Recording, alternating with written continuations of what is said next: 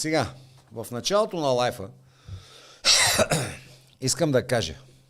Първо, аз не дължа пари на държавата. Никога не съм дължал. На частни лица не дължа пари. Никога не съм дължал. На адвокат Расташки все още не му дължа пари и никога не съм му дължал. И най-вероятно няма да му дължа. Искам да го уточня, защото мен ме третират като някакъв престъпник, все едно, че съм направил нещо и са ми запорирали 118 хиляди лева или 59 500, в които аз съм ги платил на другия ден преди месец и половина, за да бъда изряден, за да бъде всичко както трябва, да мога да работя с всички сметки. И те по закон трябва да ми дигнат на момента другите запори, след като обезпечението е на 100% внесено, по другите банкови сметки в другите банки.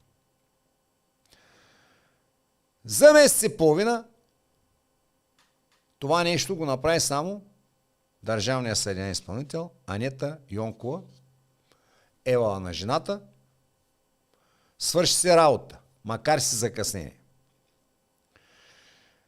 Сега,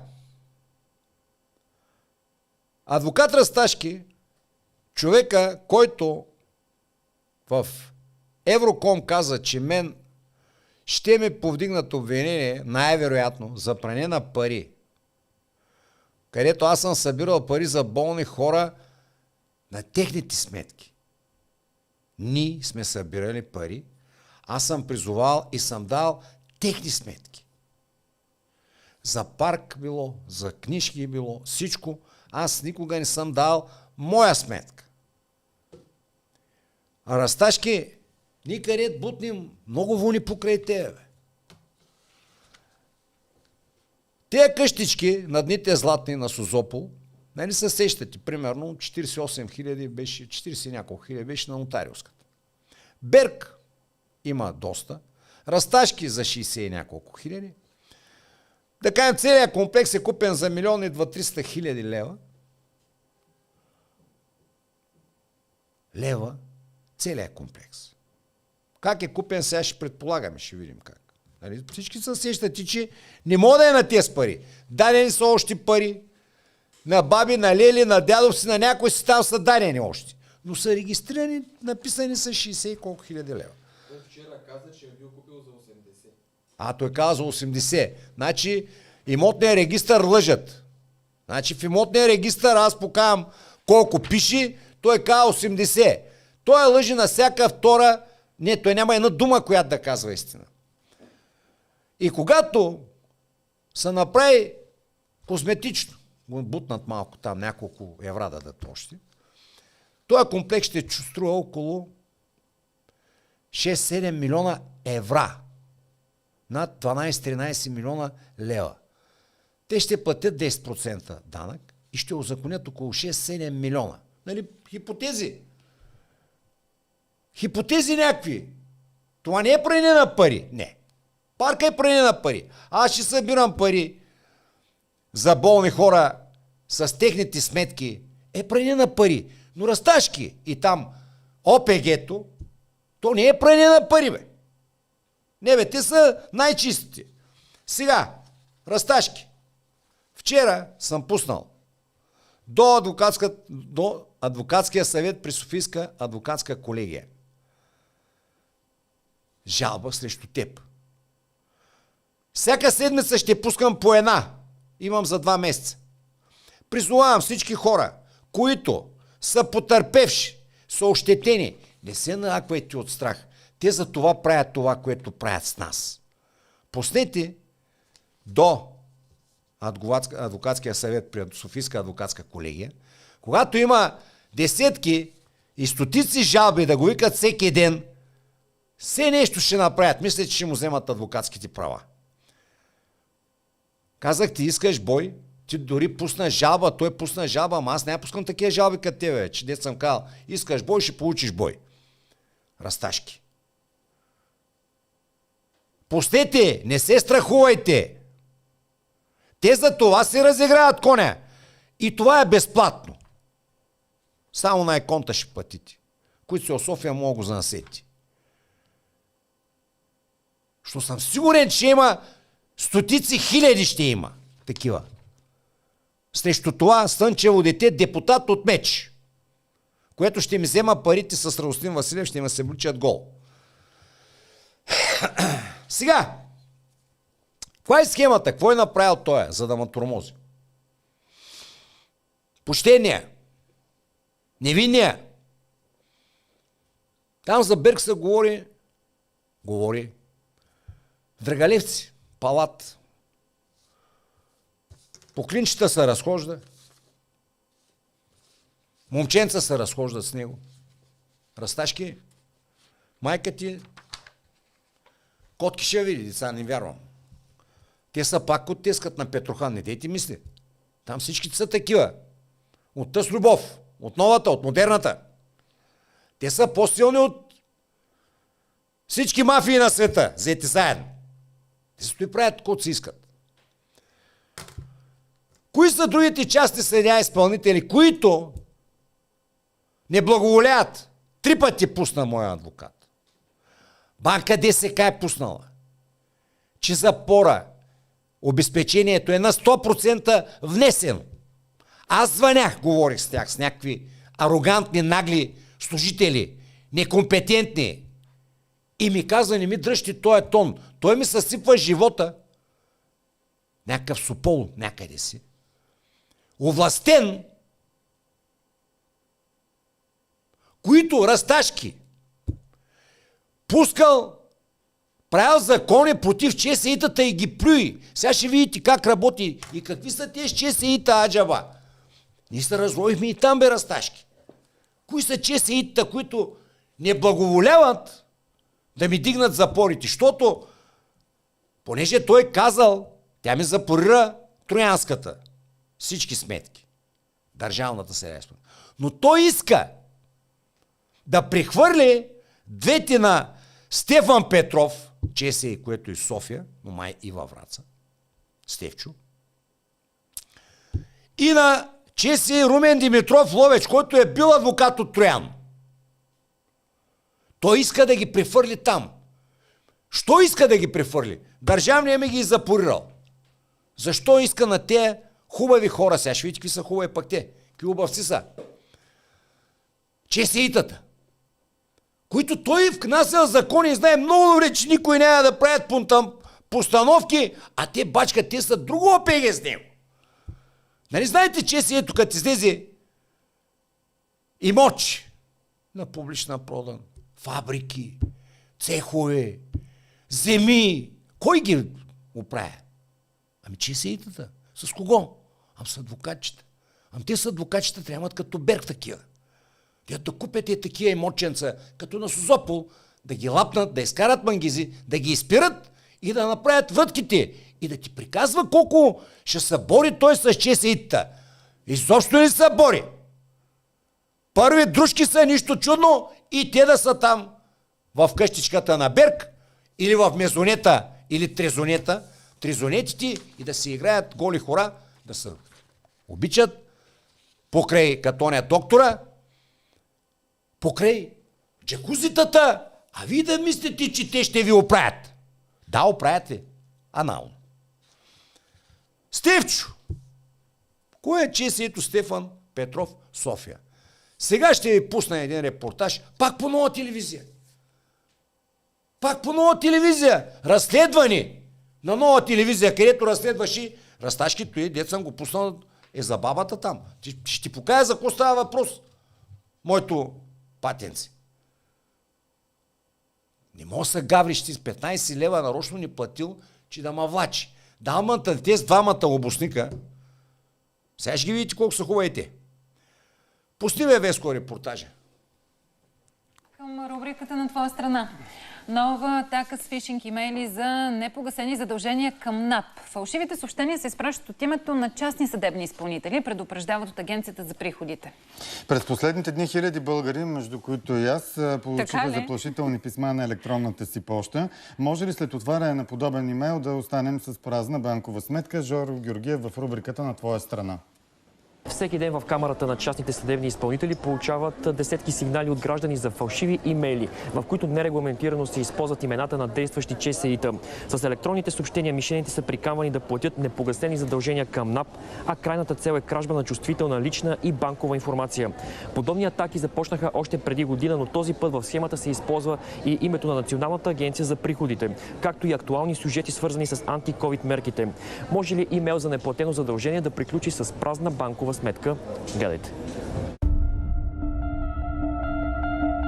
Преди дни Надежда Филипова получава имейл, от който разбира, че е длъжник и срещу нея е образувано изпълнително дело за принудително събиране. В самия имейл се твърди, че имаме задължение към НАП, беше от частен съдебен изпълнител. Според съобщението, сроковете за принудителното изпълнение започват да текат от същия ден, в който получава имейла.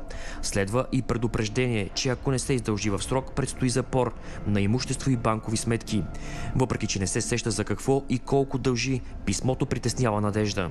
Човек не знае напълно нормално, щом се цитира и Софийски районен съд, някакви членове, алинеи. И вие бихте се усъмнили. Аз даже мислех, ако успея да се свържа с тях, да преговаряме, да разсрочиме плащанията. Като подател на имейла е посочен частен съдебен изпълнител Стефан Петров. Към писмото има и прикрепен файл, който според съобщението съдържа самия изпълнителен лист. Надежда бърза да отвори документа, за да разбере какво дължи и в какви срокове трябва да плати задълженията си. Имаше прикачен файл, който аз не успях да отворя нито през телефон, нито през личен компютър и почнах да се съмнявам, нали, че това наистина би могло да е фалшиво. Тогава пробва да се свърже с кантората на Стефан Петров, но не успява. Започва да търси информация и в интернет. От форумите разбира, че не е единствената, която е получила заплашителния имейл. Даже нямаше буквичка променена, абсолютно същия имейл, друга жена го беше публикувала. Сега не знам дали към днешна дата продължават да се изпращат такива имейли. От кантората на частния съдебен изпълнител, посочен като изпращач на имейлите, са категорични, че не са изпращали писма с подобно съдържание до длъжници на НАП. През последните дни офисът на Стефан Петров е буквално затрупан от сигнали от граждани, получили заплашителните съобщения на електронната си поща. Най-вероятно говорим за хиляди, защото през личния ми телефон аз проведах стотици разговори, а през кантората 4 линии бяха непрекъснато натоварени. Това не е имейл, който е изпратен от нашата кантора, наподобява наш имейл, цели да въведе в заблуда съответните адреса. След вълната от запитвания, съдебният изпълнител подава сигнал до отдел киберпрестъпност към ГДБОП. Оказва се, че с фалшивите имейли са атакувани хиляди българи, а крайната цел е фишинг измама. Не се вълнуват от тревожността на гражданите, а от факта те да отворят прикачения файл. Там има вирус. Принуждават гражданите да го прочетат, да се опитат да отворят файла и съответно да бъдат заразени. Вирусът или така наречения зловреден код се активира след отваряне на прикрепения файл, обяснява. Видяхте кой е ЧСИ-то? Стефчо. Чухте ли жената? Направи впечатление, че опитвах да се свържа много пъти, не мога да се свържа. И ние опитвахме да се свържим, той не благоволява да отговори даже на адвоката, на пратено, писмено, официално. Не благоволяват нищо. Стефчо, бе. Ма иначе вижте го къв и не видя, ни така. Той не дига телефона, Стефчо. Но кой е Стефчо? Аз си мисля, че някой човечец, като мен, който Стефчо не му дига, запорирал му и сметки и му се сипал живота, и може да направи тези неща, е решил да се отмъсти на Стефчо и да го изпраска, да му пусне тези имейли, не са направили никаква измама не са направили. Просто Стефчо да го подлуде, защото са безсилни като мен, защото Стефчо не спазва закона. Като пак повтарям, аз не съм длъжник Стефчо. Стефчо, аз не съм длъжник. Аз не съм измамник. Аз не съм запалил някакви хора или банки.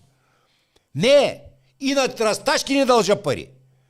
Стефчо и другия обавец, Руменчо Димитров от Ловеч. Чита ви нещо сега. Сигнал, че ЧСИ от Враца се фука с Бентли, крие имоти зад граница и криптовалута за милиони. Сайта е Народ БГ на 24.1.23 година. Чита. На вниманието на МВР, прокуратурата и НАП, частен съдебен изпълнител от Враца, той Враца и София, крие милиони в инвестиционно злато, криптовалута и имоти в България и чужбина. Малко са българите, които през последните години са избегнали челния сблъсък с наглостта и безочието на този странен продукт, наречен частен съдебен изпълнител. Мнозина загубиха апартаменти, автомобили и трети и достоинството си, като мен. Докато тези рекетьори, облечени с власт, щавят народа, нещо повече, докато ЧСИ-та след ден богатеят, народа все повече обеднява. Точно такъв е и случая с корпулентния частен съдебен изпълнител от Враца Стефан Христов Петров. Играчът не крие богатството си най-малко, защото цяла Враца и половин София вече е видяла през последните години неговия лъскав автопарк, сред който освен един куп луксозни джипове се мъдри и бароско Бентли за близо половин милион лева. Значи и Враца и София пердаши това. Нали чухте? Мнозина загубиха апартаменти, автомобили, а трети достоинството си. Стефчове. Растачките отде го намери Стефчове, нали? Ще се бори с такви с Стефчовците. Растак. Къде намери Стефчо? Не съм го казал аз, го, виждате. Видяхте по нова телевизия. Що да му направят на него тъс постановка, да му звънят хората да го подлудят? На Стефчо, ако е почтен. Ако са почтенни те. Значи държавният съдебен изпълнител се свърши работа, но Стефчо и Румен Димитров от Ловеч, който е бил адвокат в Троян, най-вероятно са пак по приятелска линия, дето ми казва, че ръцете са му вързани, на моя адвокат казва, откъде бе Расташки работиш с тея? Как си намесен? Някъде има сте невинни. Стефчо, който унижава хората. Стефчо, аз не съм длъжник, бе, Стефчо. Нали си представяте какво правят тези хора? Расташки, бе, ще се бори с частните съдебни изпълнители и да на най-добрите, на най-почтенните. Сега, Румчо, за теб ще извадим доста неща, да ти развържим ръцете. Руменчо, и вие ще ми освободите сметките. Някъде отидете. Сега ще пусна до частни съдебни изпълнители. И ще информирам всички хора. Расташки не се бори с частните съдебни изпълнители, бе. Народе, той работи с тях. Те оттам имат информация за имотчета, кого да праснат, как да праснат, ало измамници. И такива като Берк, невиннички, де така, гледкат и други като тях. Ма те не са ОПГ, бе. Не.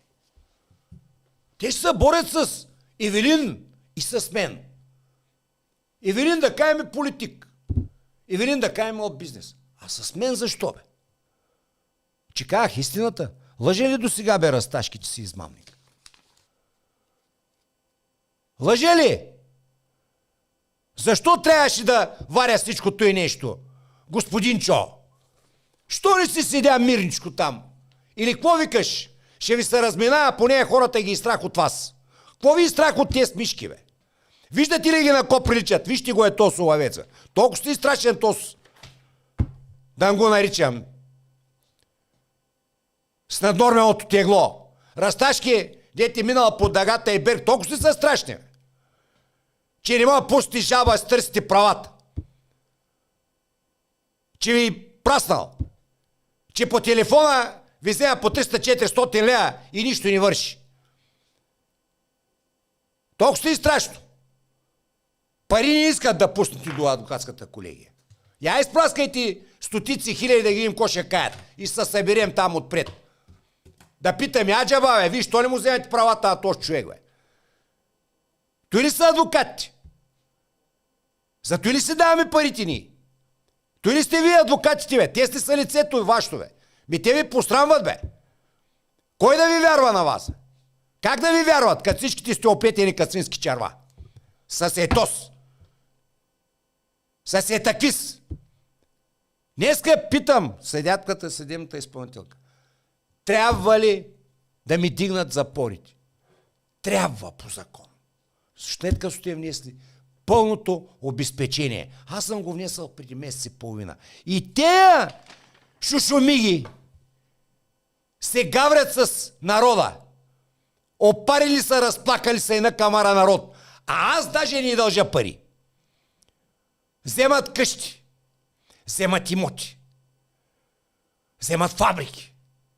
Продават на безценица неща, които струват милиони. На такива като Расташки и Берг и нотариуската. И те си и купуват не бентлита, совалки ще си купят. А вие им вярвате. И велинен престъпник. Он е селендур, селенин. Ще го вържим, ще го направим луд, каза. Има направиха луд. Има направиха луд, защото всички седите и си гледате и си мислите, няма да дойде до мен. Не бе, ще дойде. 80% имате да давате пари. Те ще ви подкарат, тези словци. И Расташки никакви закончета той да ги вкарва прави за парламент. Ушчи хората, елате, аз ще ви помогна. От 10 дела, 8 губи. 2 печели. И шарайните отиват там да му дават пари. И той ще го покая Расташки. Документирано. Колко дела печелиш и колко губи твоята канторка. Прочетете на това слънчево момче, на Стевчо, коментарите там в Google. Никаква професионална, никакъв пише лумпен и олигофрен, същата работа. Те ти дигат ти някакви телефона и ти приказват, че кай са някакви махленски бавачки там. Аз му говоря с факти, викам, бе, момче, ти си ми запорирал сметките ви, бе.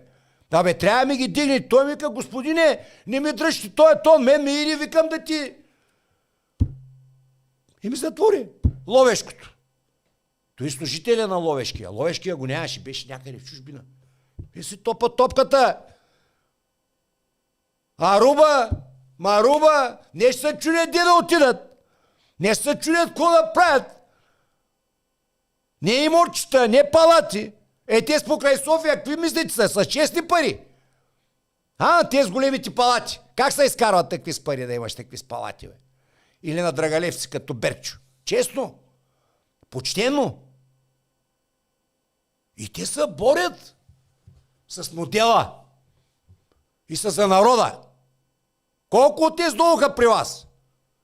Депутатите от Мечли, от други президенти. Кой дойде при вас? Някой дойде ли да ви пита? Освен Евелин. Не. Но вие чакате президента. Не бе, всичко ще е по-старому. Гарантираме. Румка! Димитров! Румчо! И за теб ми решат нещата. Вие виждате ли за какво става въпрос? Вие разбирате ли за какви наглеци става въпрос? За каква безнаказаност става въпрос? На всички ви могат ви съсипят и ще ви съсипят животи са етез, бе. Етез са ОПГ-то, бе. Те спират пари, бе. Не аз, бе. Пак казвам, аз не съм длъжник, бе, господа ЧСИ-та. Хоря по банките като Елен, обикалям и питам, бе, освободин? Не, бе, не освободил. И то, знаете ли, то някаква лудост. Само той поне знае, че те ще мъклати и те с нещастници няма да ми дигнат. Той зато и са кикери. Щот работи с тях. Щот бачка с тях. Запорите му са дигнати. Той много добре знае. Иначе аз съм и за кога внеса парите, аз за кога съм изряден платец, гражданин, да накоплаца. Що? Крадците да ма клатят. Те клатят и вас. Те ЧСИ-то ще събере парите, ако му платиш тока. ЧСИ-то ще събере парите. Ще вземе таксички, ще оправи. Знаеш как ще оправи живота? С разташки. Ще се появи Берг случайно. Нотариуската ще направи договор. Пак по закон. И ти го духаш, ама духаш супата от всякъде. Не флейта. Кавалта и малко да свириш. Да. Сега разбирате ли кои са ОПГ-тата? Той са най-ниското ниво, бе. Представете си те какви врътки правят тез. А за нагоре да приказваме. Там просто ви бедна фантазиката. Някой като каже, вземала депутатска заплата 15 000, те не ги броят и въпреки всичко Расташки еде чорба намалена там. Имам го снима, май няма го покам. Как сърба чорбица да се набута някой лев. Тъй. Там какво имат на аванта вземат. На аванта ли взема? И мисли за народа. Те с хора. Те не мислят за народа. Те не мислят за вас. Кои са ОПГ-то? Мен да ме разкарват като маймуна. Прокурорката решила да ме пита що ми искал Симотека пари. Викам, питай него. Те ми викат, ние не мога да го намерим. Пък той е в парламента. Те не могат да намерят, пък той е в парламента. Симон Милков не е дал, аз 5 пъти ходих да давам показания, Моню не е дал нито един път. И го канят по студията и решава случая Петрохан педофила. И наркомана. Вие разбирате ли за какъв абсурд живеем? И всички си мълчите, и си трайкате. И викате. Сега поне 5 коментара ще има, Господ си знае работа. Той Господ ще ги оправи. Че той докато ги оправи Господ, ние сме се минали 200 пъти, бе. Те са наоправили, както казва Боко, с 300. Не с 300, с 3300. Виждате ли за какви хора? А пък Румен чуй него. Значи месец и половина аз съм платил обезпечението на 100%. И днеска викам на съдийката, сега викам, разбрахте ли, че съм прав, като казах, че трябва да внеса 480 хиляди лева за 4 сметки. Каза, прав сте, господине. Жената ме освободила 12,500. Другите, той ги прехвърлил и сега, примерно, отиваш в банката и само от Троянска съдия изпълнител. Те даже ги няма.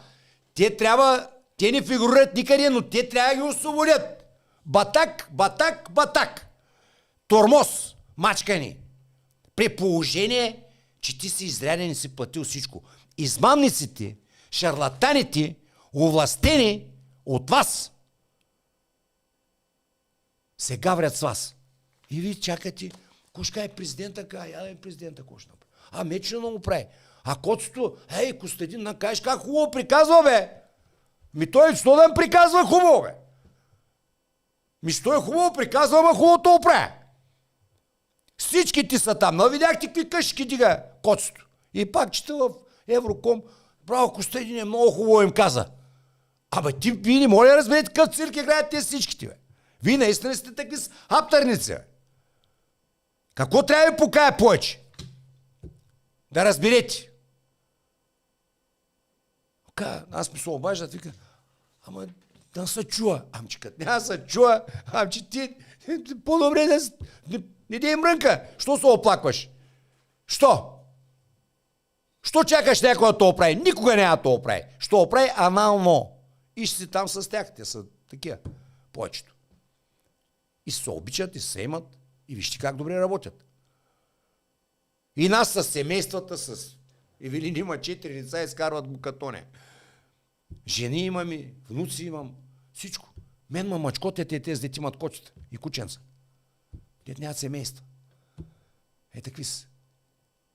Убавци. Те не го знам. Стевчо, ама тъй като го гледам и той е там. Той е обавец. Като Бърт Тоня и той там. Те там всички са такива. И сега се борят и много възмутени, бе. Хомосексуални, такова с момченца, с такова, то ходили само момченца, че тия половината таки са. Те същи са възмутени. И цяла България лая, и те същите лаят, бе. Те са.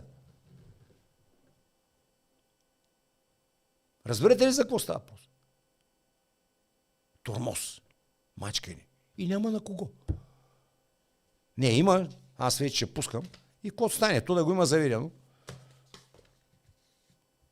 Все си мисля, че нещо са обърни каруцата. Като го има там заведено, сега ще почна аз с разташки. Ти казах, няма да съдя. Пуснах по парзалката. Сега ще го оправя с прокуратура, аз да ги подведа тези неща, да възсъбирая тези всичките, да ги пусна тези неща там за Созопо, аз много работа ще изваря сега. Всички там, дет бръмчите покрай него, е заради него. Не мога да се гавриш ти с мен, аз да никого нищо да не дължа. И поне ти са... Душичката ти била наранена, господин депутате. И ти си се обидил, че съм ти казал, че си измамник. Ам къв си? Какъв е, бе? Вие ми кажете, какъв е този човек? Почтен човек ли? Или измамник? Или предател, или предал народа? И продължава да се лигае от тик-ток, има тикане, седят, гледат и му вярват. Те са от неговите там, под дъгата повечето. Пида са. Но те станаха, както каза с болшинство. Да. А ние нормалните сме ненормални. Ние сме лумпените. Вие сте лумпените. Байбе, с колко хора нагледа? Пак добре. Въпроси има ли някакви? Ако някой нещо иска да ме пита, ги интересува сега новото правителство. Кой ги интересува? Кой ще ги оправя, ги интересува хората. Расташки ще го оправи. Мече ще го оправи, котството. Точно когато парите трябва да се обърнат в злато, тия ти запорираха сметките. Трябва да се обърнат злато. Мен не ми трябва злато да обръща. Ти твоите носи си ги обърнал. Ние мисли моите. Номер е, че не мога да работиш, бе. Номер е, че ти не мога да направиш нищо. Защото и ни шушлопи, овластени от такви, дет мислят за злато. Да обърна, да, ще обърна на тези цени, ще обърна. Да, и имот ще си купя на тези цени, защото ще станат. Ние, младите, как можем да помогнем? Младите, помогнете се едно, да се учите.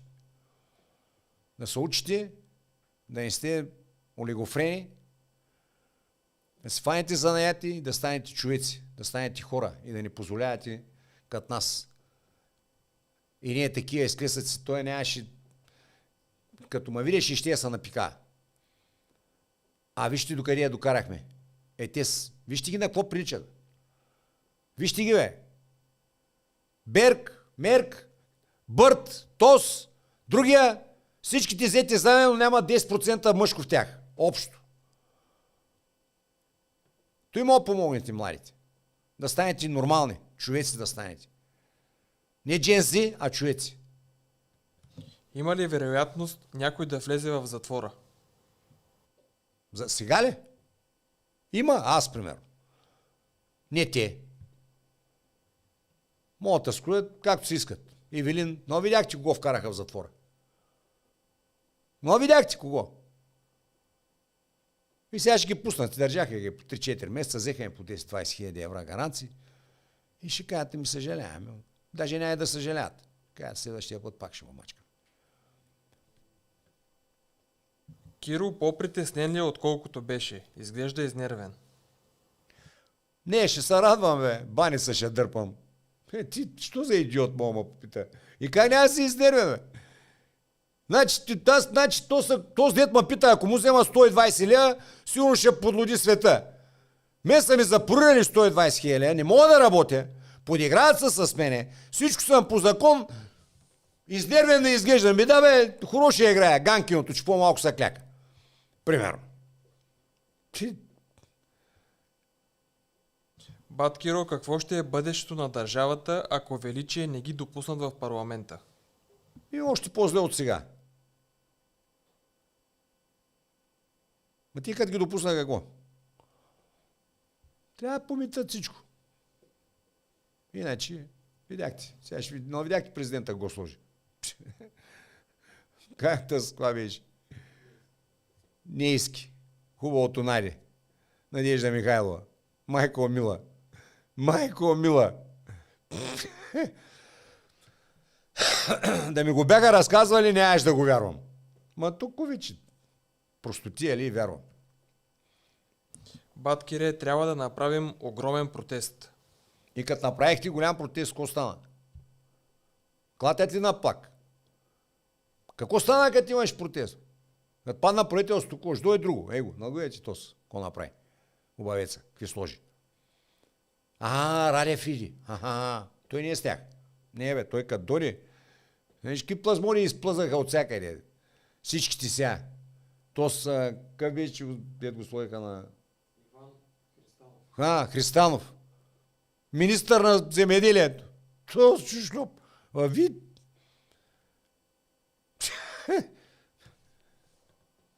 Бат Киро, язовир Йовковци се вдига смело. Утре ще го покаем даже.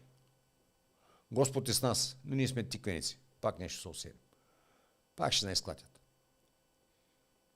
Ще я направят по-мътна се. Водата.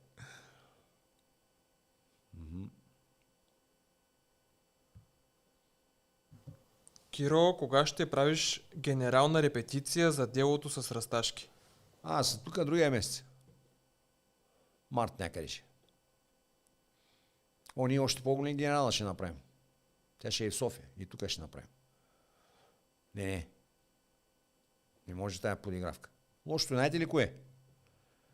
Че всички, които ме гледат, имат тези проблеми, или по-малки, или им предстоят, но мислят, че няма да им се случи. И са насрали от страх. Страхливо зайче морков не яде. Само браво, не става. Или пък Господ, чакаме го. Те не става. Съсипаха го пред очите ви. Кой ходи при хората, освен Евелин? Кой дойде при вас? Кой бе? Дайте ми един да дойде, да каже, долуха, срещнахме се, нямаше оговорки, задаваме си въпроси, лигаем съм. То колко... Аз знам бе, тук жените. Наеднъж колкото по-му обръщаш внимание, тя по-ти се качи на главата. Я мачка и да видиш как слуша. Примерно. Тъй, който те пердаши, както те се напердашат от всякъде наклатят, те чакат от тях. Пък този дед ходи и му помага и прави всичко и казва, той ще дойде пак, бе. Он е опасният този. Те с ливари, те идат при нас. След като идат при нас, не са голяма работа. И после, що не ходят при народа политиците? Тези дет идат при вас, вие не ги поглеждате, а пък тези дет клатят, викате, сега ще дойде другия. 36 години се идат. И се... Айде. Сега ще видите президента, като скара листите си там. Как ще ви увисна ченет. Убеден съм. Нам приканвата с тема. Утре ще пусна едно видео. В училище се дават само тестове, а не се изпитва устно. Как влияе това на децата? Те ги изпитат устно. Те даскалите вече, аз го изпитам, даскалите устно, те не знаят, камо ли. Трагедията е пълна, бе. Кой му пука? На Расташки не му пука. На меча. Хората си гледат вратките, гледат си далаверата, имат си котенца, те деца нямат. Те деца нямат. Те имат котка и кучета. Нямат деца. Знаете ли колко ги интересува? Берг, примерно. Или Расташки. Или Мече. Мече има там. Ама техните после стават едни обосници. Скъпите коли, тук са измацани някъде си убиват децата, им дават мотори, коли. На половината богаташи децата са им избити от лиготия, от глезени, са размазани някъде, да му дава коли, дет не му приличат. Както и да е. Бате Киро, искам да попитам, защо най-некадърните ни управляват и ни вземат парите, а трудолюбивите и отрудени хора биват мачкани и цедени до края? Що сме ахмаци? До сега ко прикаях? Що сме ахмаци?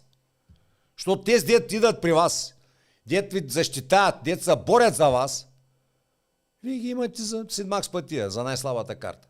А те с детва клатят, викат, аз да съм тъй като него. И нормално е. Ко да стане друго? 36 години отрицателна селекция.